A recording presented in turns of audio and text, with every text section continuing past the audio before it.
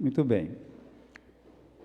Você que tem a sua Bíblia, vamos abri-la no livro de Gênesis, capítulo 2. Na semana passada nós estudamos sobre a criação. E sempre que estudamos o livro de Gênesis, sempre que estudamos o começo, nós aprendemos muito. Sempre que você volta no começo, você aprende muito.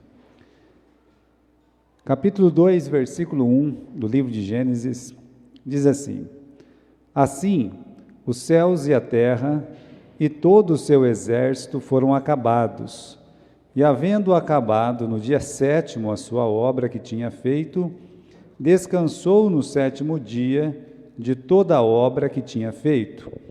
E abençoou Deus o dia 7º e o santificou, porque nele descansou de toda a sua obra que criara e fizera. Estas são as origens dos céus e da terra, quando foram criados no dia que o Senhor Deus fez a terra e os céus. Toda planta do campo ainda não estava na terra, e toda a erva do campo ainda não brotava, porque ainda o Senhor Deus não tinha feito chover sobre a terra, e não havia homem para lavrar a terra. Um vapor, porém, subia da terra e regava toda a face da terra. E formou o Senhor Deus o homem do pó da terra, e soprou em seus narizes o fôlego da vida, e o homem foi feito alma vivente. E plantou o Senhor Deus um jardim no Éden da banda do Oriente, e pôs ali o homem que tinha formado. E o Senhor Deus fez brotar da terra toda a árvore agradável à vista e boa para a comida, e a árvore da vida no meio do jardim, e a árvore da ciência do bem e do mal.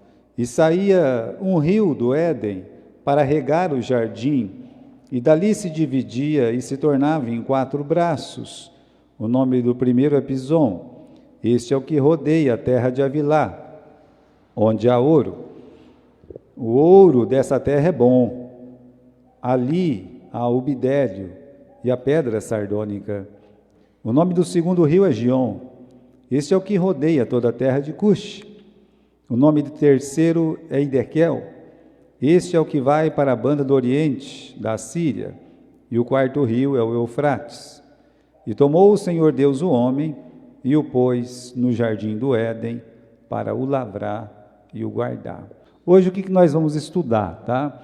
Nós vamos falar sobre o sábado, que aparece aqui no versículo 1 ao versículo 3. Nós vamos falar do jardim de Deus, que é o jardim do Éden, e nós vamos falar também um pouco sobre a criação do homem. Somente sobre a criação do homem, porque na semana que vem, aí sim a gente vai pegar a criação do homem e da mulher de uma forma mais exclusiva, tá bom? Mas por hoje, meus irmãos, são 3 assuntos importantíssimos, né, dentro da criação de Deus. Então o versículo 1 ao versículo 3 traz assim para nós: os céus e a terra e todos os seus exércitos foram acabados. E havendo Deus acabado no 7º dia a sua obra que tinha feito, ele descansou no 7º dia de toda a obra que tinha feito. Repare bem, porque esse versículo 2, ele é importante para nós. Tem uma pergunta aqui dentro do versículo 2. Primeiro, o que diz o versículo 2? O versículo 2 diz que, havendo Deus acabado no 7º dia sua obra que tinha feito, ele descansou. Então a pergunta nasce dentro desse versículo. Qual é a pergunta? Deus se cansa? Será que Deus fica cansado? A gente pode falar uma coisa dessa a respeito de Deus? Já pensou se Deus tivesse que descansar como homem? Chegar em casa, deitar, dormir, roncar, né? Então aí acordar no outro dia e dizer assim: bom, agora eu estou regenerado novamente. Que seria do mundo se Deus dormisse por um segundo? Que seria de todo esse universo se Deus toscanejasse? Porque o salmista diz que Deus nem toscanejar, ele, né, aquele pinguinho assim, e não acontece com Deus. Mas já pensou se Deus, por um segundo, ele dormisse? Já pensou você precisar dele justamente naquele momento que ele está dormindo? Você já precisou de alguém que aquela pessoa não podia te atender? Você podia contar com ela, mas estava longe, ou não podia mesmo, também estava doente. Vamos dizer que você está muito doente, aí você liga para uma pessoa, você pode passar aqui, me ajudar, me levar no médico. A pessoa fala, eu estou aqui com o termômetro na boca, estou tão ruim também. Já pensou ter um Deus assim? Sabe que o profeta Elias fez isso, né? Quando ele estava lá na disputa no Monte Carmelo, falando dos deuses, os ídolos de Baal, ele falou assim, clama mais alto, pode ser que ele não está ouvindo, pode ser que ele esteja ocupado. Bom, ele sabia que não existe Baal, que ídolos não valem nada, mas para mostrar que é assim que funciona nesse mundo sem Deus, a pergunta que nós fazemos é, Deus se cansa? Então a resposta é não, Deus, ele não se cansa. Primeiro porque o cansaço é consequência do pecado. Lembra que Deus disse, olha, do suor do seu rosto comerás. Isso só foi dado por consequência do pecado. O nosso suor, o nosso cansaço é consequência do pecado. E Deus é santo. Deus é santo, com Ele não vai ter esse cansaço que nós temos. Nós nos cansamos, fatigamos, nós envelhecemos, nós até morremos, não é? Com Deus não é assim. Então, outra pergunta, né? Porque Jesus disse assim, meu Pai trabalha até agora, eu trabalho também. Ou seja, Jesus diz, olha, meu Pai nunca parou de trabalhar, não é? Então, por que é dito que Deus descansou? Vamos ler de novo o versículo 2. Havendo Deus acabado no 7º dia a sua obra que tinha feito, ele descansou. Então surge uma segunda pergunta, né? Primeiro, Deus se cansa? A resposta é não. Tá? Segunda pergunta, então por que é dito que ele descansou? A palavra descansar aqui, lá no original, significa cessar, parar. Sabe quando você, vamos dizer, você pega um serviço para fazer, acabou, correto? Você vai parar, tem que parar, vai ter que uma hora vai ter que parar. O Renato está trabalhando em Oriente, não está, irmão Renato? Vai chegar uma hora que a obra vai acabar. Parou, é o cessar. Veja só que essa mesma palavra, ela aparece mais uma vez no Velho Testamento. Ela aparece aí, olha, em Josué, capítulo 5, e versículo 12. Vamos lá em Josué, capítulo 5, e versículo 12. Josué, capítulo 5, e versículo 12. Você vai ver que a palavra descansar aqui está escrito de outra forma. Veja o que está escrito aqui no versículo 12. E cessou o maná no dia seguinte. A palavra cessou aqui é a mesma palavra, a mesmíssima palavra que está escrito lá no capítulo 2 e versículo 2. Só que no capítulo 2 e no versículo 2 foi traduzido como descansou. E aí no capítulo 5 de Josué, no versículo 12, está traduzido como cessou. O que aconteceu com o maná? O maná parou, eles já estavam na terra. Agora era um novo ciclo, agora eles teriam que plantar para colher. Deus falou, esse ano vocês comem aquilo que os outros plantaram, mas no próximo ano o que vai acontecer? Vocês vão ter que plantar para poder colher. Então, irmãos, é a mesma palavra. Por que é dito que ele descansou? É o fim de um ciclo, no caso, a criação, né? E descansar aqui, vamos voltar para o versículo 2, Gênesis 2, versículo 2, quando diz que, havendo Deus cessado, né, no dia 7º da sua obra, que tinha feito, ele descansou. Essa palavra descansou também significa uma satisfação, né? Veja que essa satisfação, no versículo 31 do capítulo 1, tem uma conotação verbal aqui, né? Ele diz assim no versículo 31, viu Deus tudo que tinha feito e era muito bom. Então Deus olhou aquela criação maravilhosa, na verdade Deus contemplou e viu que era bom. A mesma coisa está acontecendo aqui, no versículo 2, né? Que diz que havendo Deus acabado no dia 7º a sua obra que tinha feito, ele descansou, ele parou para contemplar, né? Uma obra que estava já feita, né? É uma forma de se satisfazer. E, meus irmãos, esse prazer de Deus olhar para a criação dele e se sentir como olhando para Jesus, lembra? Este é o meu filho amado, que me dá alegria. Deus olhar para aquele mundo que ele acabou de criar e ver que aquele mundo que ele criou era bom, ele poderia dizer, este é o meu mundo, né? É o meu mundo que me agrada. Então é nesse sentido que tem esse descanso. É um mundo sem dor, é um mundo sem pecado. Então Deus podia olhar e contemplar um mundo sem dor e sem pecado, poder olhar e descansar. Desde que o pecado entrou no mundo, não tem mais descanso, não tem mais paz.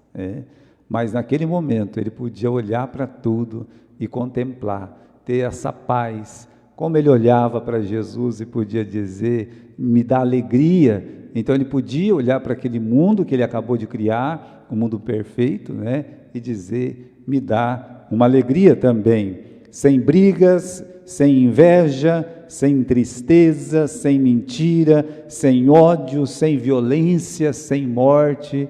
Bom, um mundo desse é um mundo maravilhoso, né? É um mundo a ser contemplado.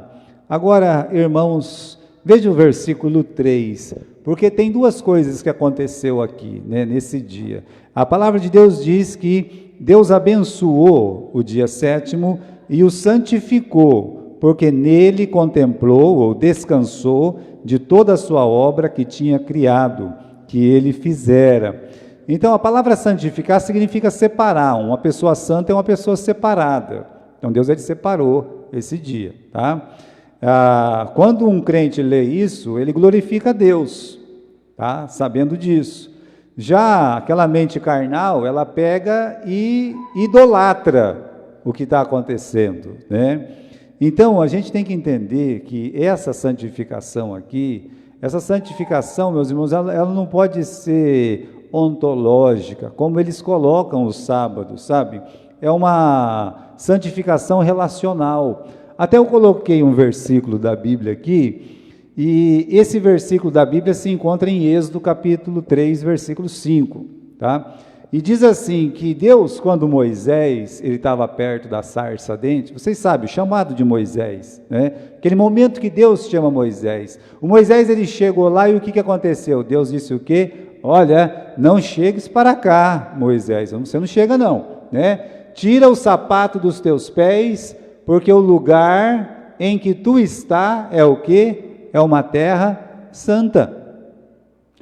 Bom, o que Deus está falando aqui, né? Moisés não pisa assim de que você está pisando não, né? Tira o sapato sujo aí, porque aonde você está, essa terra que você está, é uma terra santa, né? Então, a pergunta é, a santidade está em Deus ou está naquela terra? A questão ali é relacional, relação em Deus, ou ela é ontológica, aquele lugar ali é um lugar santo. Porque esse monte ainda existe, esse monte está lá entre o Egito, entre a Arábia e o povo de Israel, você ainda encontra o Monte Horebe, o Monte Sinai ainda está lá. Então a pergunta que eu faço, aquela terra lá, você não pode pisar nela? Se alguém pisar lá vai morrer ainda? Então a visão ontológica, a terra é santa e ela vai continuar santa, né? Então o Horebe é um lugar santo. Você quer um lugar santo no mundo? Você tem que pisar onde? Você tem que ir lá no Horebe, tá? Não, pastor, mas não existe isso aqui no mundo. Eu sei, meus irmãos, é claro que não existe. Não existe, eu sei que não existe. Mas se você levar a questão desse jeito, o sábado ele é visto assim por muitos cristãos. que não tem uma imaginação cristã fértil. Então não pode ser visto desse jeito. Santificou, que é pronto, tal, né? Não, quem é santo aqui é Deus. Deus é santo. É uma questão relacional. A terra, naquele momento, era santa, porque Deus estava ali. A presença de Deus, o Shekinah, a glória de Deus, ela estava ali. E uma vez que Deus saiu de lá, o que aconteceu com a terra? Continuou sendo a mesma terra. Agora, em Israel tem muito isso, né? Até hoje tem judeu que ele não gosta de pisar lá onde era o templo, porque eu posso estar pisando no santo do santo, né? Onde já se viu isso? Pode pisar, não tem problema nenhum de pisar. Não, mas se eu pisar no santo do santo, calma lá. Quem que fez aquele templo lá? Vocês estão lembrados? Foi Salomão. E o que Deus falou para Salomão? Falou, olha, Salomão, né, eu não habito em templo feito pelas mãos dos homens. Bem, isso está no Velho Testamento. Então a gente tem que ter muito cuidado com a visão que a gente tem do sábado, tá? Porque isso tem feito muita confusão, pior, tem tirado muita gente da verdade, tá bom? O sábado não é Deus. Porque tem muitos que endeusam o sábado, mas coloque isso na sua cabeça. O sábado não é Deus. Veja só, isso aqui é uma declaração de um rabino muito importante. Ele diz assim: há 3 santidades: a santidade de Deus, a santidade de Israel e a santidade do sábado. Então, quando fala uma coisa dessa aí, está colocando o sábado e Israel no mesmo patamar de santidade de quem? Do próprio Deus. Bem, se o Nicodemos olha para Jesus e fala assim, bom mestre, e Jesus ele fala assim, ó, bom só tem um, que é quem? Que é Deus, tá? Bom é Deus, correto? Então, existe o quê, né? Tem um outro que diz assim, entra minha noiva, entra no meu... Quando começa o sábado, eles levantam as mãos, colocam a roupa mais bonita que tem e fala, entra minha noiva, entra na minha casa. Ora, isso é uma idolatria, porque isso não tem na palavra de Deus. Não existe na palavra de Deus. Então, os absurdos hoje, os mesmos que se tinham no tempo de Jesus, por exemplo, ou em todas as épocas, quando uma pessoa idolatra um dia. Aí, os exageros a respeito do sábado, só aumenta, não diminui. Não pensa que uma coisa diminui, não, com o tempo, não. Se você começa a idolatrar o sábado, o seu filho pode idolatrar mais ainda, e o seu neto pode piorar a situação, tá? Para eles, né, ninguém tem o direito de violar a paz sabática, tá? Nem sequer o remorso do pecado. Você não tem o direito de se arrepender do seu pecado no dia de sábado, tá certo? Porque remorso é uma coisa ruim. Arrependimento é uma coisa que lembra pecado, e sábado não é dia de lembrar pecado, é dia de alegria. E Jesus salvou tantas almas no sábado, né? Veja a contradição do que eles dizem e o que Jesus fazia. O que mais? É proibido ficar triste, morreu alguém, está acontecendo alguma coisa, apertou o dedão, bateu o dedão na quina, não é para ficar triste, né? Não é para ficar triste, chorar o morto da semana, ter remorso do pecado, pedir perdão, acender ou apagar uma lâmpada, cozinhar um ovo, tá bom? Dar 2 pontos numa agulha, escrever 2 letras, esfregar as mãos, saltar, remover. Não pode fazer nada disso, né? Tá vendo? Cuidado, hein? Esfregou a mão, está no inferno. Vai fazer o quê, minha gente? Vai fazer o quê? Isso, meus irmãos, mostra que o sábado deles não é relacional com Deus, é relacional com o ego. É uma coisa ontológica mesmo, sabe? Do momento ali. Proibia-se a cura. Você tem que colocar a mão na cabeça de uma pessoa para curar, acabou. Não pode, tá? Não dá. No tempo de Jesus, proibiam andar mais de 1 quilômetro, colher espiga, transportar uma cama, curar doente. Eu estou mentindo? Ou está tudo escrito na palavra de Deus para a gente conferir? Então, por isso que eu coloquei ali, olha, o sábado, ele não é Deus. A pessoa quer separar o sábado para descansar, para ir para a igreja, não tem problema nenhum que o faça, mas geralmente as religiões sabatistas, eles idolatram o sábado. Olha, se você prestar atenção nas letras dos sabatistas a respeito de Jesus, você vê eles chamando Jesus de mestre, mestre, mestre, quase nunca de meu Salvador, meu Senhor e Cristo. Você vai reparar isso. Como é que Jesus tratou o sábado? Né? Tratou como um dia de descanso, porque sábado significa isso. O que significa sábado? Descanso. Sábado significa descanso, tá? E colocou ele no devido lugar, tá bom? Eu lembro os irmãos que eles começaram a perseguir Jesus porque ele curava no sábado. Foi por isso. É só você ler os evangelhos. Seja Mateus, Marcos, Lucas, principalmente o livro de João. Quando Jesus começou a curar no sábado, pronto, acabou, né? Jesus virou persona não quiста ali em Israel. Então aqui, como é que Jesus tratou? Primeiro, quando a gente lê lá em Marcos capítulo 2, eu queria abrir com vocês lá, eu acho que é importante a gente ler esse texto, em Marcos capítulo 2, tá bom? Marcos capítulo 2, versículo 23. Logo no comecinho do livro de Marcos, capítulo 2, diz assim: Aconteceu que, passando eles num sábado pelas searas, os seus discípulos, caminhando, começaram a colher espigas. Os fariseus disseram: Veja, por que fazem no sábado o que não pode?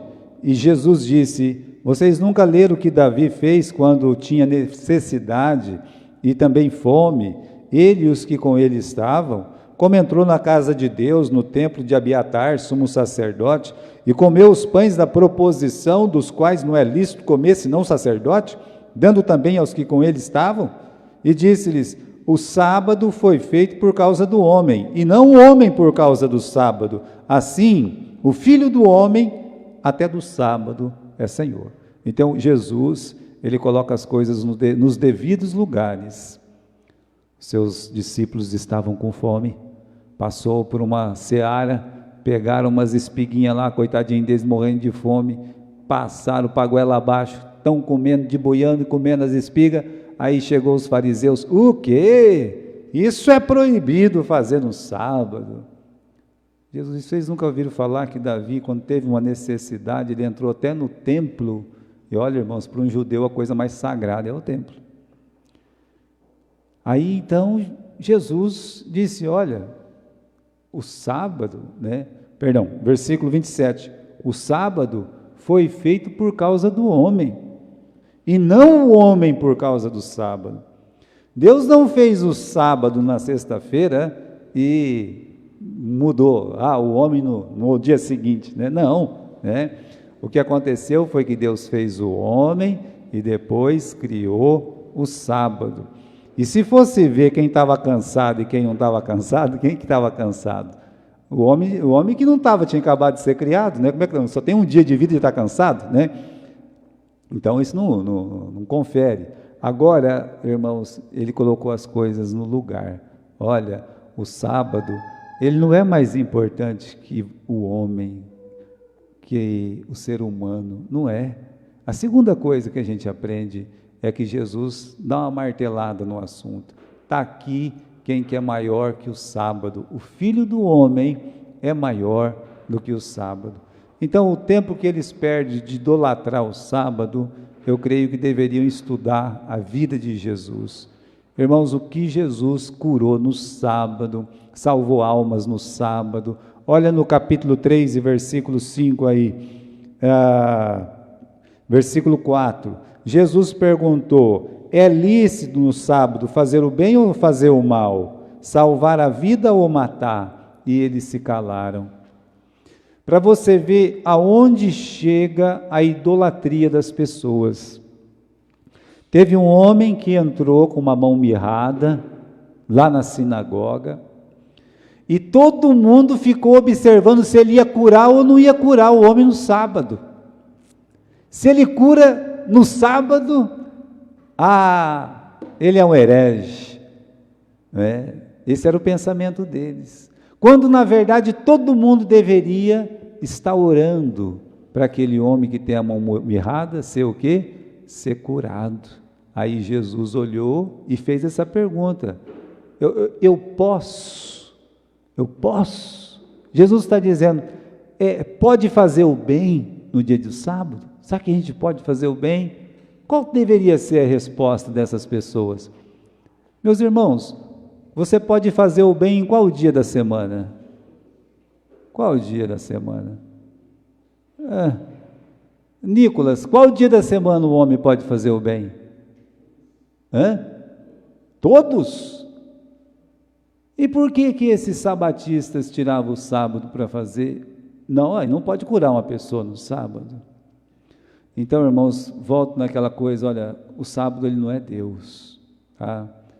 Jesus ressuscitou no domingo, por isso nós descansamos no domingo. Agora, se alguém quer ter o descanso dele no sábado, que não o faça para salvação, Geralmente essas coisas não batem. Eles acham que por guardar o sábado, ele vai ser melhor que você que descansa no domingo, entenderam? Que é o que os judeus faziam. Então, resumindo, o dia de descanso é um dia de refrigério, de descansar em Deus, das coisas que Ele nos fez, do seu amor, da sua graça, um dia para cultuá-lo. Então, vamos voltar lá no livro de Gênesis, no capítulo 2, como é que Jesus tratou o sábado? Como um dia de culto. Cultuar a Deus é você glorificá-lo, é você ter prazer nele, é você separar aquele dia para servi-lo. Isso só pode ser feito em Cristo.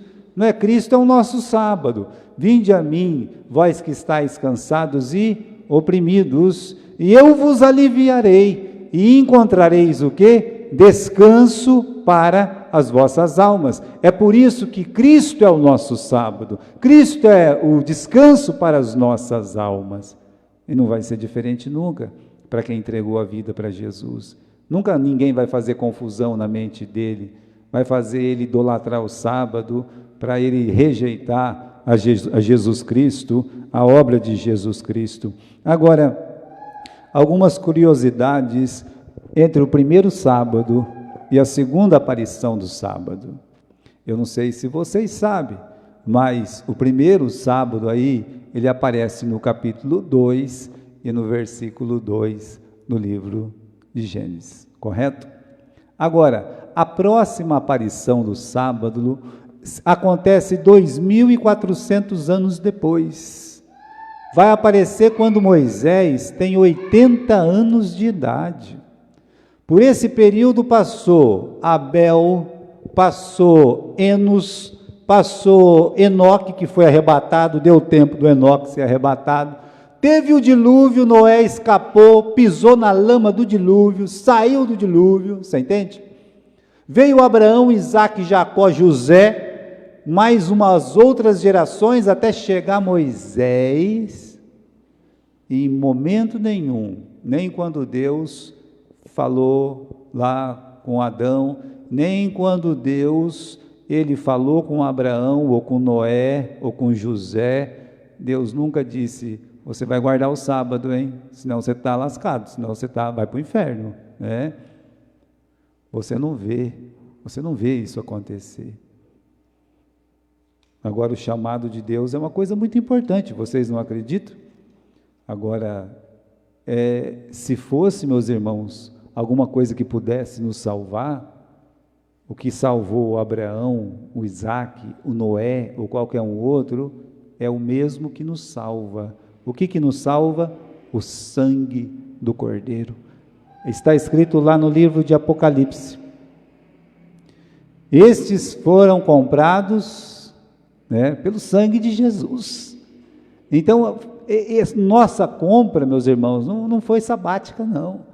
A nossa compra foi pelo sangue de Jesus Cristo. É por isso que eles estão cantando lá, glória a Jesus Cristo, Então, meus irmãos, nenhuma salvação está ligada ao sábado. Mas vamos agora para o capítulo 2 e versículo 4, tá bom? Estas são as origens dos céus e da terra quando foram criados, no dia em que o Senhor Deus fez a terra e os céus. Será que tem dois relatos diferentes da criação? Porque em Gênesis 1:1 está escrito: no princípio criou Deus os céus e a terra, correto? E aí o versículo 3 começa a criação, que vai terminar lá no versículo 27, 28, e aí? Bom, e aí que agora vem aqui no versículo 4 do capítulo 2, diz que estas são as origens dos céus e da terra, quando eles foram criados. Gênesis 2 não é um outro relato. Gênesis 2, versículo 4, é um relato que nós chamamos de complementar. Existem duas visões da criação. Uma visão é a visão vertical, é Deus olhando lá de cima.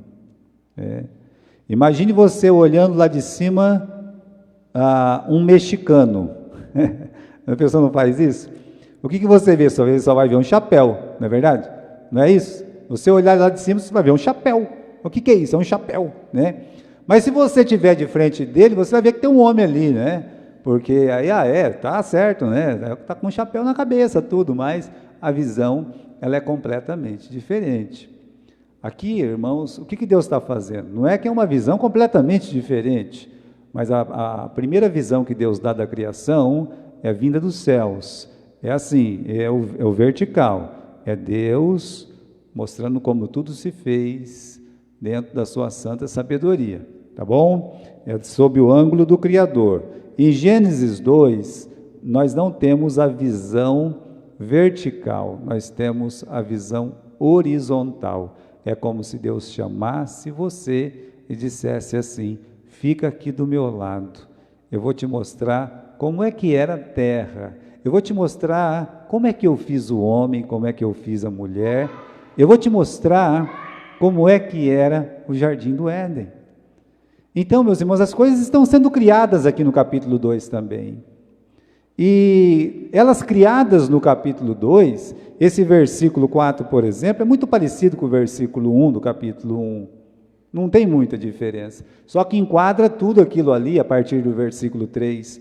Agora, Deus chama o homem, coloca ele do lado, tá bom? Convida você para entrar no jardim da criação. Agora, isso é um privilégio, e isso aí, irmãos, é uma bênção para nós, saber como as coisas foram feitas. Agora, olha a diferença, por exemplo, no capítulo 1, versículo 26, que diz assim: façamos o homem a nossa imagem e semelhança. Está tendo um conselho lá no céu, está decidindo o que vai fazer o homem, está na mente de Deus, já existia, porque o homem está na mente de Deus antes da criação do mundo, mas está tendo um conselho e está se decidindo como seria a nossa imagem e semelhança, e o que ele faria, vai dominar sobre os céus, sobre todas as criaturas, na água, no mar, quer dizer, domínio, o que ele tinha que crescer, multiplicar, tudo isso está no capítulo 1, né? Mas no capítulo 1, não fala, por exemplo, o que está escrito no versículo 7, do capítulo 2, que diz que o Senhor Deus formou o homem do pó da terra. Está escrito isso lá? E se nós não temos o capítulo 2?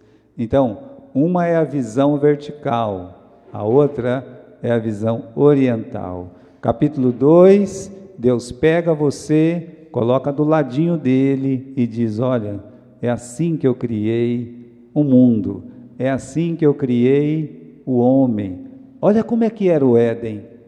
Aí, irmãos, aprendemos que a criação foi progressiva, tá? Há um momento que não tinha nada. Como assim não tinha nada?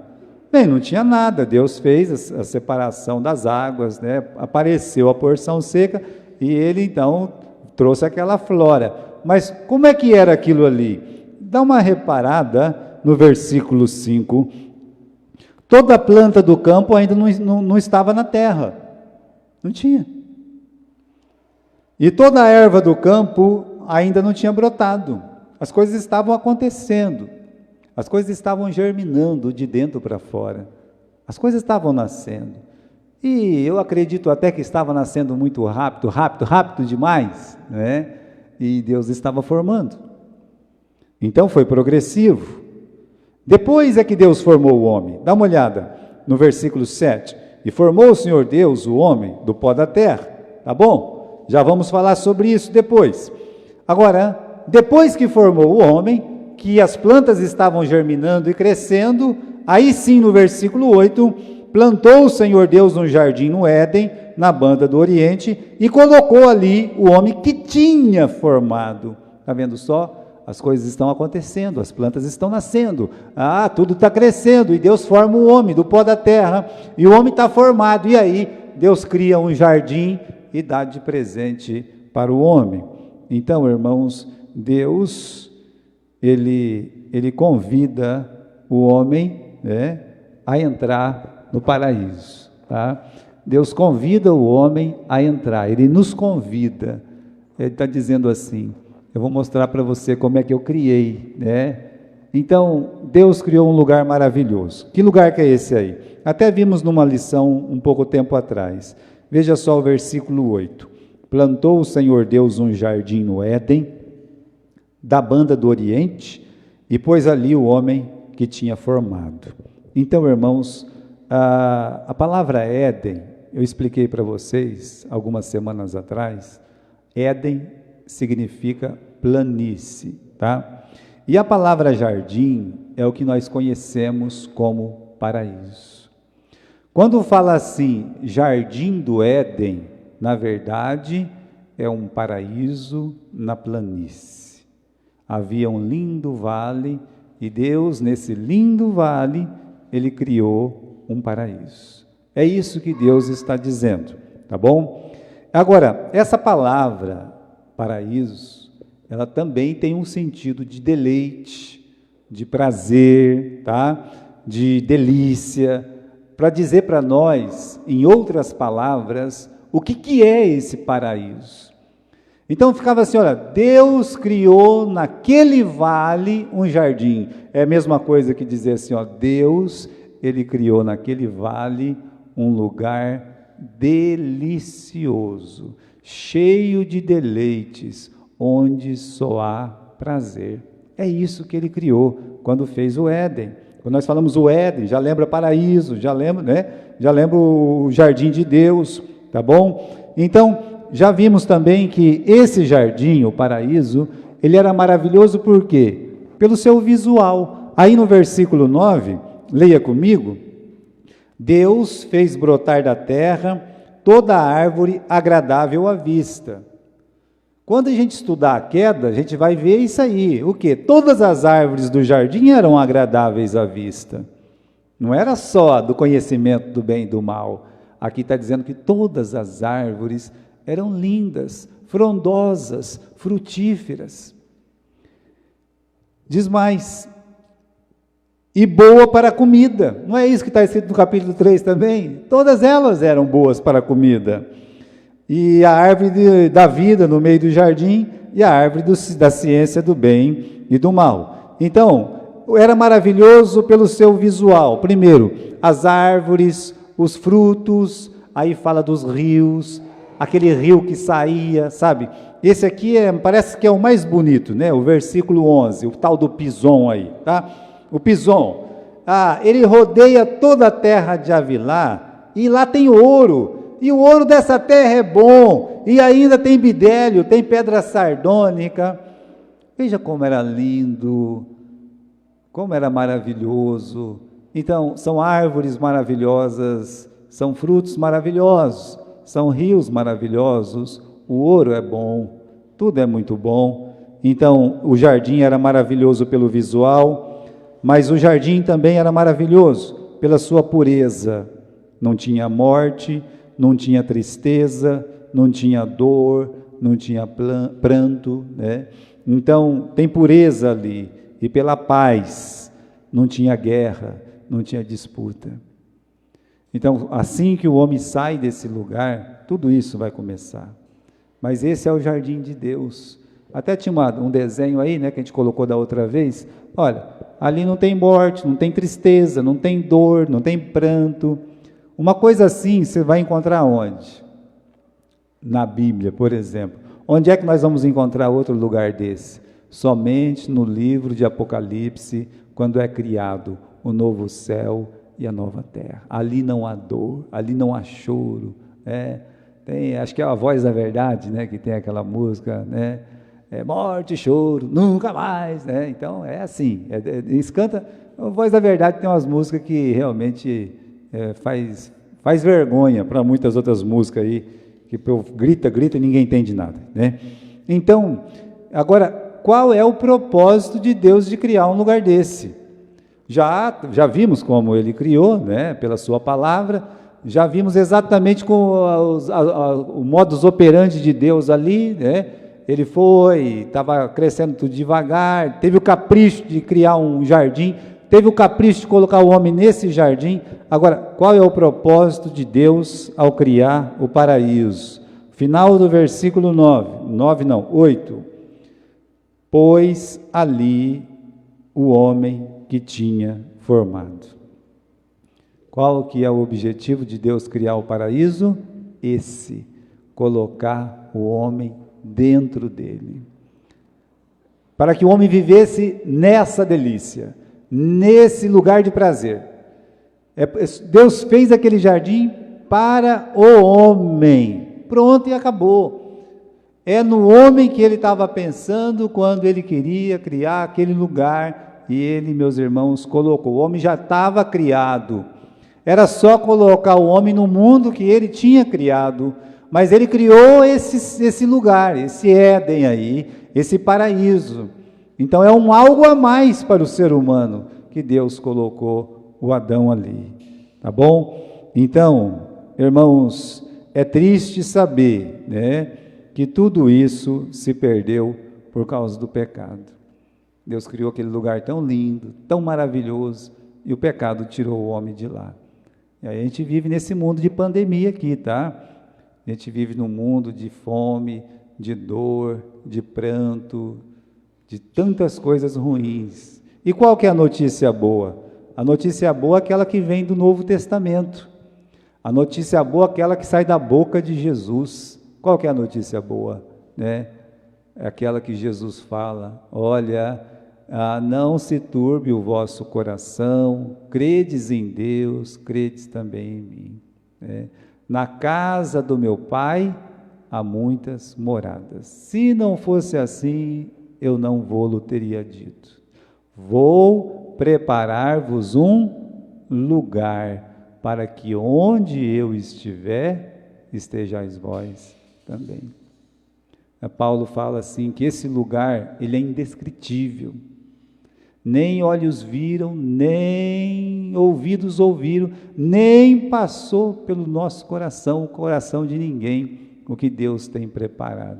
E quando Deus pegou ele, levou ele lá e falou assim: eu não posso abrir a boca para falar nada, né?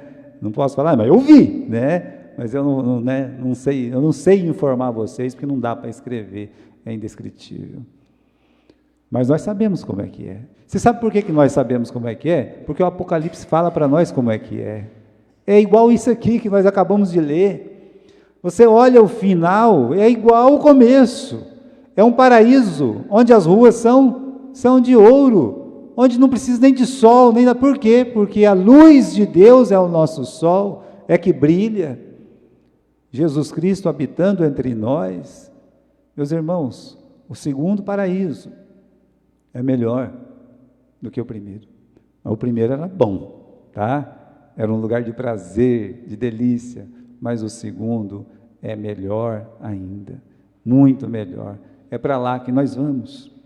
Muito bem, irmãos, eu falei da criação do homem, vamos rapidamente, né? Quando Deus diz no versículo 7, formou o Senhor Deus o homem do pó da terra, soprou em seus narizes o fôlego da vida, e o homem foi feito alma vivente, né? Então, criados sob a manifestação da Trindade, façamos no plural Pai, Filho e Espírito Santo. a singularidade, como a criação do homem é diferente, né? Criado na mente de Deus, feito à sua imagem e semelhança, usando as mãos para fazê-lo, não falou, haja homem, não, ele teve esse capricho de fazer com as suas mãos, né? Soprou sobre ele o fôlego da vida, essa centelha divina. Meus irmãos, de fato, Deus ele pegou um pouco de terra, mas ele também colocou um pouco do céu. É nós. Aqui nós podemos dizer que é nós, não é? Por quê? Porque Deus colocou em nós, meus irmãos, do seu Espírito, soprou em nossos narizes, soprou lá no Adão esse fôlego da vida, coisa que só, meus irmãos, a gente levanta a mão e agradece a Deus, né? E a alma do homem, portanto, é imortal, concedendo direitos inusitados, como domínio e a sujeição de todas as demais criaturas. Ele não disse para o touro, dominai, não, né? Não disse para o leão, leão, rei da selva, rei da selva coisa nenhuma, né? Vocês já ouviram um vídeo que um touro pegou um leão e jogou longe, não era rei de coisa nenhuma, né? Bem feito para ele que foi matar o coitado do bichinho lá. Agora, o homem, ele reina sobre a terra nesse sentido, porque Deus deu para o homem o domínio, né? E a gente, meus irmãos, confere essas coisas que a gente vê acontecer, né? Agora, rapidamente, o que significa ser criado à imagem e semelhança de Deus? Então, aqui nós temos algumas coisas. Geralmente ouvimos isso e não está errado, tá? O que nós ouvimos? Que o homem é diferente, ele tem uma capacidade intelectual, né? Raciocina, sabe fazer conta, 2 mais 2, 4, entendeu? Não adianta, outro animal não vai ter esse raciocínio. No poder de tomar decisões, fazer escolha, por isso ele prende os animais, não os animais prendem ele, correto? A sua pureza moral original, a santidade, que é aquela vida sem pecado, a autoridade, dominar, de sujeitar as demais criaturas. Então, nesse sentido, e é bem conhecido nosso, que nós somos semelhantes a Deus. Agora, o que quase nunca nós ouvimos é que ser feito à imagem e semelhança de Deus é imitá-lo, é representá-lo. Deus colocou o seu imitador neste mundo, o seu representante neste mundo. É isso que aconteceu. Quando o homem pecou, distorceu, mas não perdeu totalmente. Como não perdeu totalmente? O homem não continua sujeitando a criação? Continua. O homem não continua com conhecimento? Continua. Então, distorceu, mas não perdeu completamente. Agora, em Cristo, o homem é novamente chamado a ser igual a Deus, semelhante a Deus. A gente vê muito isso no Novo Testamento, né? Mas antes de ver no Novo Testamento, eu quero mostrar aqui por que Deus ele criou o homem. Tem o fator funcional, que é dominar, tá bom? Sujeitar, trabalhar, guardar. Isso aí é o fator funcional, mas não é o fator primário. O motivo de Deus ter criado o homem não é por isso, mas também por isso. Isso não é a questão primária. A questão primária é essa, é relacional, é para o homem ser a imagem e semelhança dele, né? Resumindo, o homem tem que ser igual a Jesus. É por isso que Deus criou o homem, para ele ser igual a Jesus. E só em Cristo a gente pode glorificar Deus. E Deus deixou bem claro que esse é o objetivo do homem, glorificá-lo. Vamos ver em 3 versículos para a gente terminar o nosso estudo hoje. Primeiro em Isaías capítulo 43 e versículo 7. Todo que é chamado pelo meu nome, que criei para minha própria glória e alegria. Olha, eu criei para minha própria glória. Por isso que a gente não pode ter vanglória. Você foi criado, sabe para quê? Para dar glória a Deus. A tua vida dá glória a Deus. É por isso, irmãos, que quando nós estamos em pecado, nós não damos glória a Deus. Nós não somos parecidos com Jesus. Agora nós somos chamados a ser. Ele está dizendo aqui, no capítulo 43 de Isaías, no versículo 7, todo que é chamado pelo meu nome, que criei para minha própria glória. eu criei para a minha própria glória. Então você foi criado para glorificar a Deus. Olha esse versículo do Novo Testamento, né? Esse aqui é Efésios, eu acho que capítulo, tem um versículo aqui, né? Deixa eu ver se eu encontro. É 1:11, né? Que diz assim, nele, 11:12, tá? Nele fomos também escolhidos, aí pula para o versículo 12, com o objetivo de que nós, os que primeiro esperamos em Cristo, sejamos para o louvor de sua glória. Olha o objetivo, para ser, para louvor da sua glória.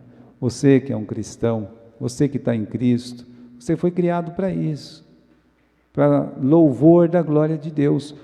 E agora, para terminar, Romanos 8:29, aqueles que de antemão conheceu, também os predestinou para serem conformes à imagem de seu Filho. Resumindo, no acampamento da igreja de Cornélio, há muitos anos atrás, eu não fui nesse acampamento, né? Mas eu ganhei uma camiseta, acho que foi a família Sando que me deu, mas era uma camiseta que estava escrito assim, parecidos com Jesus. É uma forma diferente de dizer conforme a imagem do seu Filho. Agora, quando eu vejo uma frase bem feita dessa, eu tenho que tirar o chapéu, né? Parecidos com Jesus. Por que Deus criou o homem? Para você ser parecido com Jesus. Esse é o motivo de Deus ter te criado. Agora, irmãos, a gente tem bastante campo por semana que vem para continuar o capítulo 2 e vamos ver a criação do homem e da mulher, esse primeiro casamento que teve nesse mundo precioso do nosso Deus. Amém?